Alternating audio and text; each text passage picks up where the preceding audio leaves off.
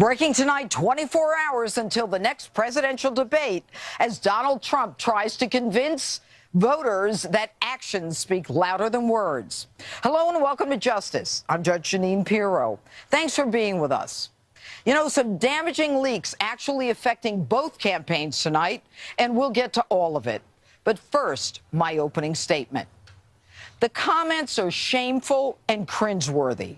The words are disgusting, devastating, and embarrassing. It's the kind of locker room and frat house talk that personally infuriates me. But guess what? I still, without a doubt, support Donald Trump. Look, you've got two options. A guy who admits he has a past, who spent his life building an empire in the rough and tumble world of real estate, entertainment, and television, both for and with his family, whose life direction wasn't about angling to get to the White House. Or a double-talking woman who hides the truth, lies about virtually everything, can't figure out what she did with $6 billion State Department dollars, and when confronted with the unassailable truth, arrogantly responds, "Don't believe your lying eyes." Now, I told you last week that this election is between someone who is politically incorrect and someone who is politically corrupt. And I said that there's a difference between words and action. Trump's words are horrific, but Hillary's actions have put our national security and our safety in jeopardy. Her State Department policy and decisions have created a vacuum where the men in Benghazi were killed because of her refusal to take care of those who were working for the State Department.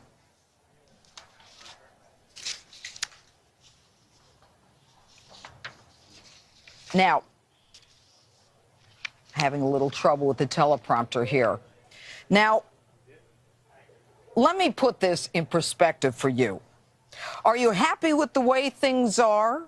Or are you one of the 72% in this country who believe that we're going in the wrong direction, that the country is in decline, and that we are in desperate need of change? And by the way, is anyone really so stunned that a flamboyant billionaire who owns casinos is capable of speaking the way Donald Trump did? But he apologized.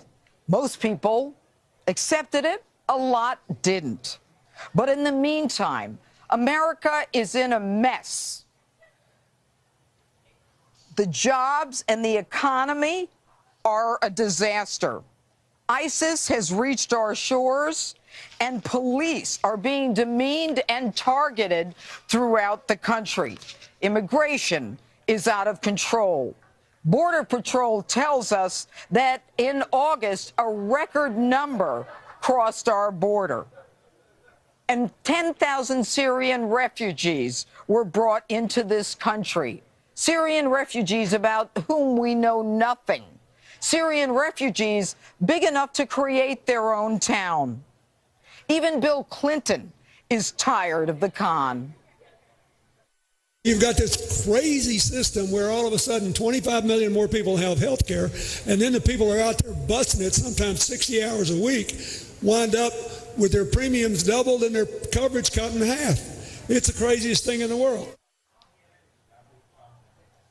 You know, folks, we're having a lot of trouble here tonight, so I'm going to go to my first guest, Boris Epstein. All right, Boris, I had an open that I can't seem to get on the screen here, but let me ask you this. Sure.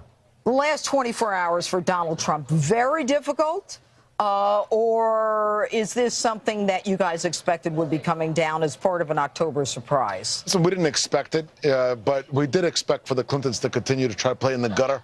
And it's a typical move, right? They're desperate. They know we're winning because the American people want change. 76% of Americans want change. She was ahead 2 points, you know, which I get. It's not enough for her to be comfortable. So go ahead. So Donald Trump has made a decision. He's staying in the race. Of course. No way he's getting out? There's no way he's getting out. I spoke to him today. He's 100% committed, and this campaign is committed. And here's why. Listen, these were terrible words. I'm a father. I'm a son of a very strong woman, a grandson of a strong woman, a husband of a strong woman, and I didn't like hearing that, just like Mrs. Trump didn't like hearing it. But she has accepted his apology, and everyone else needs to as well. And let's move on. Let's move on to the issues that matter. You spoke about it in your open. Benghazi, Iran, Syria, the failed reset with Russia, China. Look at the whole spectrum of Hillary Clinton's career just as Secretary of State. Then go beyond that. Total inconsequential senator. But wait, Boris, I know all this stuff. Here's the thing. Women are a segment that Donald Trump needs to get to win this election. This is, I guarantee you, is something that's going to hurt him. Listen, it's going to hurt. So how does he make up for it? You have 30 days. You make up for it by talking about the issues that matter. Do women matter about some things said, some really comments that are disappointing, but banter from 11 years ago? Or do they care about keeping their children safe? And what they care about is keeping their children safe. I know that for a fact. They care about being safe. They care about jobs. And listen, the Clintons don't have a leg to stand on here, right? We all know about their background. And I'm not even going to wade into their marriage. We all know about it. We all know about the women. Well, it's not so much about the marriage. I mean, it's about her treatment of the women in the marriage. But how is Donald going to handle this tomorrow night? He's going to be strong on it. He's going to be strong on the whole. Right off the bat? I'm expecting again, and we as a campaign are concentrated on the issues that everyday Americans care about, right? Just look at NAFTA, 700,000 jobs lost. Look at the immigration crisis, 10,000 Syrian refugees just in the last 12 months. Look at everything that's gone on in this country. It's less safe now than it was 8 years ago. 70% of people believe that. So having said that, listen, the Clintons have started this discussion. They've waded into it. So if the opportunity comes up, is Donald Trump going to address how she's treated women, how she smeared them and bullied them throughout her career? All right, let me ask you this. This was timed. We all knew WikiLeaks was coming out. Yeah. This conversation that Donald Trump had with Billy Bush was 11 years ago. 11 years ago. Now, there are those who were whispering about this a few days ago. Did Hillary Clinton wait until the WikiLeaks came out to make a decision to leak this stuff? And if more WikiLeaks is coming out, as Julian Assange is promising, can we expect that there'll be more anti-Trump comments coming out? Listen, in 30 days, I assume the dirty Clinton politics will try to use everything they can against us because they don't want real change. They represent the Washington elite from both the Democrat and the Republican side. And let me tell you something. In my experience, I don't have respect for those that run for the hills whenever there's a sign of trouble. Yeah, and what about those Republicans? What about Paul Ryan? I mean, what about, and I think we have a list of all of those Republicans, who either once endorsed him or endorsed him and then pulled him back or never endorsed him. What are they looking to do? They're all American citizens, and it's their right. But what they're doing is they're ignoring the voters. The 14 million Republicans who came out for Donald Trump, the tens of millions coming out now. Do you know what kind of emails and calls we're getting at the campaign? Stay in it, Donald. We're not electing a Sunday school teacher. We're electing a president. That's what people care about. That's what they want in their leader. They want somebody who's going to have action, who will do the right thing for this country. And, listen, are the words, again, disappointing? Yes, they are. But is that what people are going to vote on November 8th? Absolutely not. All right. And what do you think she's going to do tomorrow night in the debate? I mean, do you think that she teed up that whole Miss Universe knowing that this language was going to be coming out and then made a decision that, it's like a cumulative effect. I'll add that on to what we already know from 20 years ago? Well, she's pretty robotic. We know that. She's pretty scripted. So I'm sure she has some very memorized line, just like Tim Kaine did in the VP debate, that she'll try to use. But Mr. Trump's ready. He's ready, and he's going to come in there, and he will show Americans once again why he's the leader we need going forward and not the same old we've had for the last 40 years. And how do you explain to the American people that, Donald Trump clearly wasn't planning on running for this his whole life, so I'm sure there's a lot of language out there. How do you explain to the American people that words are different than actions? How does Donald do that? Well, I think most Americans, as they look at their homes, look at their families, people use salty language, and men will be men and women will be women. And there's salty language across genders, across backgrounds. If that's true, why are so many men horrified by this kind of language? Are they, I've never been in a men's locker room or, in a frat house. People say this is the way they talk. Well, listen, I've been in, I played football in college.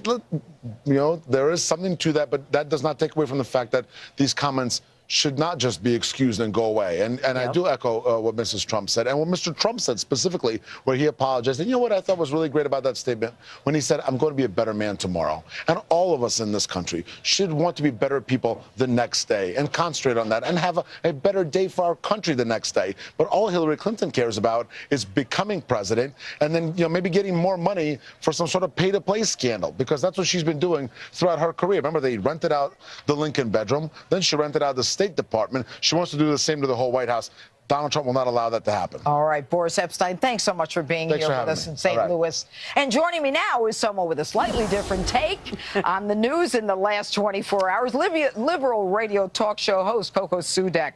All right, Coco. Hello, Judge. Language that we don't approve of. And certainly language that is going to hurt Donald Trump with women like yourself and other people. But don't you think that this is the kind of language that, no matter what he says, you'll never forgive him for because it's all about politics? No, I think he's an abysmal human being. I think he's an abomination. But let's talk about what you talked about, which is actions matter more than words. So let's put his words aside. This is a man who's been sued for rape of his wife, a business associate, and a 13-year-old kid. No, and that's a case that's winding its way through the courts. He has been sued for rape 3 times. Coco, stop. That's actions, not words. Coco, look, there's only one thing that I want to ask you, and that is, if I'm asking you a question and you say something that's not factual and I say stop, then we got to start all over, okay? It was a matrimonial. She withdrew that. But what about the fact that Bill Clinton is someone who actually had to pay $850,000 for taking something out of his pants and showing it to Paula Jones? And then he had an intern semen, that his semen was on an intern's dress. I mean, are you really going to go there? We're talking about language versus actions. I will say that Bill Clinton's peccadillos were very good for Halloween costumes everywhere, but he's not on the ballot. It's that simple. He's not running, and I'm not voting for him. But I'm he gets back in the White House if she wins. Right, as the first spouse. Why? But is Melania responsible for Donald Trump's words and actions? Is she responsible for every bad thing this guy does? No, she's not. And the reason Hillary is Hillary created a career in a war room to take on the women who criticized her husband. And a woman, Juanita Broderick, who claims that Bill Clinton raped her, says that she was threatened by Hillary. So, I mean, they're totally different. We're talking about a locker room conversation between two guys in television. This isn't a locker room conversation. This is a man who boasted. He boasted about sexually assaulting women. Look, let's put that aside. No. The thing that is really egregious about Donald Trump, the thing that's really egregious is not his words. You know what it is? It's the fact that this guy is not a patriot. It's the fact that he has no respect for the United States or its laws. He doesn't pay taxes. He doesn't obey the law. He doesn't obey his creditors. Let me ask you a question, Coco. He is an irresponsible human being who should not be anywhere near the White House. The only candidate here was investigated by the FBI for a year with over 100 agents on her case, and a Clinton Foundation, a 501c3 that they won't even look at because they've already decided she needs to be president. Don't even go there. She's lied to Congress. She lied to the American people over and over again. Trump's Foundation isn't even registered to take donations in. Trump's Foundation.